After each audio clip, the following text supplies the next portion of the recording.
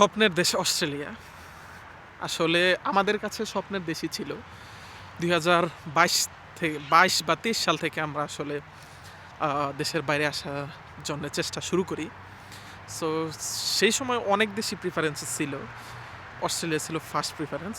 So মাঝখানে অনেক কিছু ঘটে গেছে, অনেক কিছু আমরা আসলে অনেক কঠিন সময়ের মাঝখান দিয়ে গেছি। আমাদের কাছের লোকজনরা বিশেষ করে জানে যে কী পরিমাণ আসলে ধৈর্য এবং শক্তির পরীক্ষা আমরা দিছি। সো যাই হোক, অবশেষে আমরা আসতে পারছি এখানে এবং খুব ভালোভাবেই আসতে পারছি এবং নিরাপদে আছি এবং হয়তোবা ভালো একটা ভবিষ্যৎ সামনে আছে। আল্লাহ তাআলা ভালো জানে, কিন্তু আমাদের পরিশ্রমটা যে সফল হয়েছে এর জন্য আসলে আল্লাহ তাআলার কাছে শুকরিয়া জানাই। সো আমি এখন আছি আমার যে এরিয়া, গ্লেনরকি এরিয়ার একটা পার্কে। সো পার্ক থাকলেও এখানে কিন্তু বাংলাদেশের পার্কের মতো আসলে অনেক লোকজন থাকে এরকম নয়, যে মাত্র এই 2 জন লোক ছাড়া আপনি আশেপাশে আর কোনো লোক দেখতে পাবেন না। আর জায়গাটা কিন্তু অসম্ভব সুন্দর। এই যে পাহাড়টা যে দেখতেছেন, পাহাড়টা কিন্তু অর্ধেক হচ্ছে মেঘে ঢাইকে আছে। ওই যে বিশাল বড় বড় পাহাড় এদিকে।